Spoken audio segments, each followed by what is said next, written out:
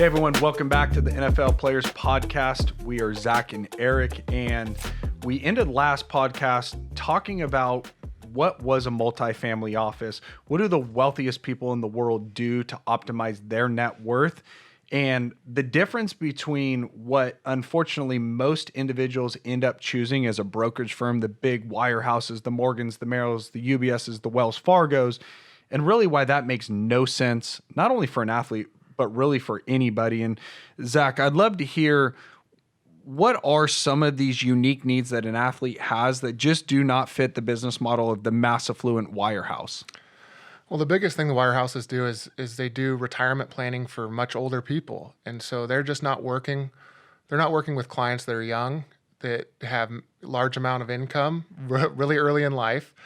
And like anyone who's remembers when they were young, you make a lot of mistakes, financial and otherwise. And so if you don't have the expertise in working with young athletes in particular, you're just not qualified. And that's the case with those wirehouses, the UBSs, Morgans, Merrills, Goldman Sachs. They're not a fit for athletes, and they never will be.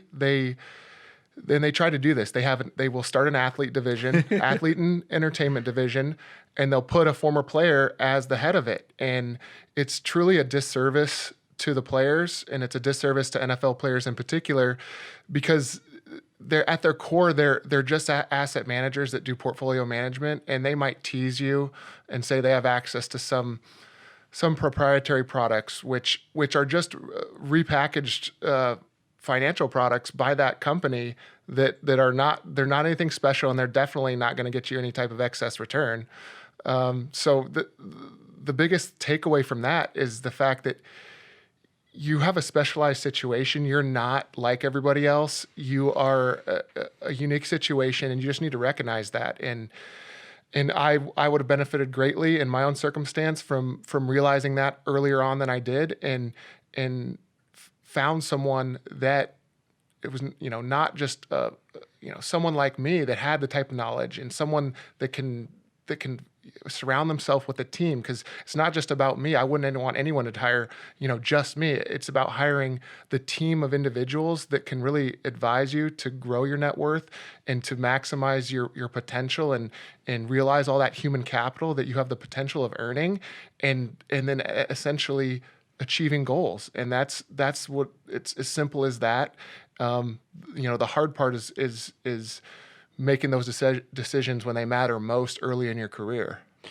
Yeah, I love all of that. One thing that is unique about here at AWM is we're a banded group of reformed brokers, in the sense that, you were a client of Merrill. I was a client of Morgan Stanley, became an advisor at Morgan Stanley. We have another advisor who's a certified financial planner now who left Merrill. We have an advisor that left Wells Fargo. So, we're not guessing about the inner workings. We've seen how the sausage is made, and it's a big reason of why we left. It was very clear early on that that model was just not built for the wealthy, complex individual. And so when we talk about limitations, one of the biggest ones that we point out is, once again, it doesn't mean that the individuals that are working at these companies are bad people. They're some of the greatest people. The model of Wall Street just isn't built to serve the best interests of the client. And so as an athlete, you're in the highest tax bracket. You had talked about 50% of your dollars being eaten away at taxes. Yet, if you look at the bottom on their websites, what's it say? We do not provide tax or legal advice. And so you have your deemed financial advisor, which is a hilarious term in itself because it's generic. There's over 300,000 people that use that term. It's literally like if anybody just called themselves a doctor, it would be frightening. But we see this is they can't provide tax advice, yet the thing that's eating the most at your wealth is your taxes. Another thing that we see is on the disability insurance side. So as a professional athlete, we know this, one of the biggest risks to us reaching our human capital is injury. It could be permanent injury. It could be temporary injury. But you want to make sure that you have the best solution available to protect against those things. And so there are 6 carriers when it comes to athlete disability insurance that are backed by Lloyd's of London, which is a very specialized market that deals with athlete disability insurance. Here's the kicker. These big brokerage houses, they're not going to look at all 6 options for you. They have an agreement with one company, which means you're not going to get the best option. You're probably not going to get the best pricing. And so we see these type of conflicts over and over again that they're just not built for your best interest as an athlete. Yet the hard thing is these brands are being pushed in our face. So as an NFL player, I mean, you guys, your PA is essentially co-sponsoring some of these brands recently. Yeah, the NFLPA does have a financial advisor program, and it has not gone well. There's been multiple. I mean, it's sad though, because there's so many advisors that have come out of that program that have been later sued for fraud. So it's not actually evaluating. It's not doing a good job of only finding advisors that are reputable, but it's also now let in all the major brokerage houses to give access to athletes and basically have a rubber stamp approval just by being an advisor at that firm. So, they went ahead and passed the requirement to have a certified financial planner designation or a certified financial analyst designation. Chartered financial analyst. They'll get mad at me for that the one. CFAs would light you up for that, Don't need any of that. But so those are the 2 designations that they recently required. And then they postponed for, I don't know why it took them so long to get those designations in the first place as just a requirement, because if you're going to be the best in representing NFL players, why wouldn't you already have those one of those certifications or designations?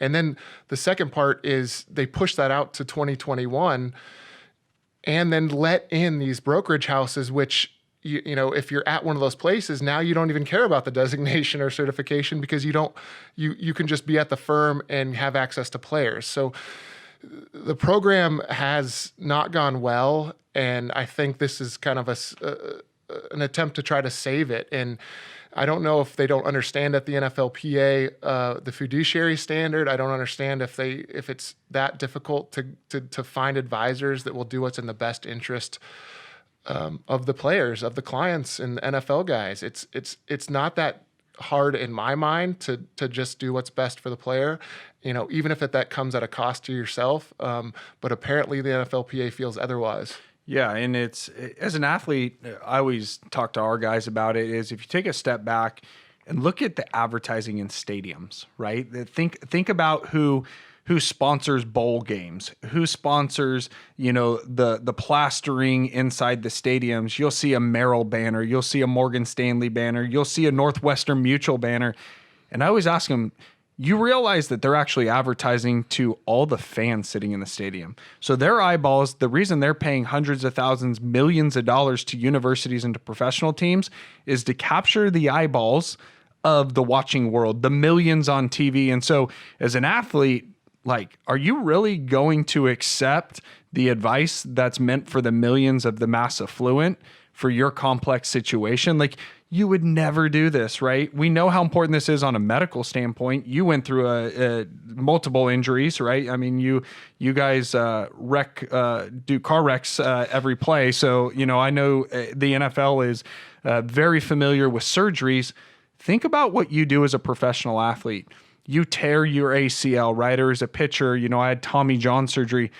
I didn't roll down the street to the local orthopedic surgeon, who happens to actually be far more qualified than any financial advisor, right? We're talking about undergrad, we're talking about medical school, we're talking about residency, a medical ethics board, continuing education. The reason we have so much trust in the medical world is it would be terrifying if anybody could call themselves a doctor.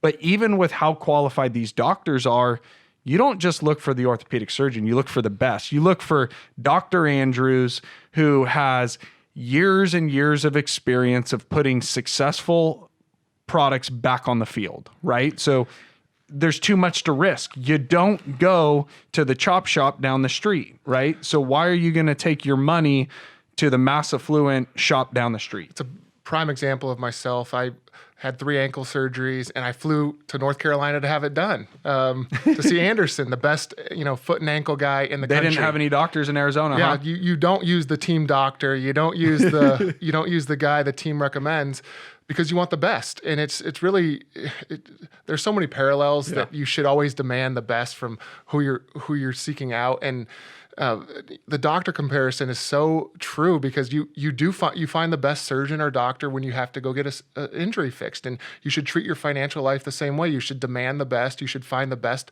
people that have the most expertise at repairing an athlete's knee. So you do that with a doctor. You should, your financial situation, you should find the best that can help you with the expertise in the education and the proven methods of getting it done. And you should demand that for your financial life.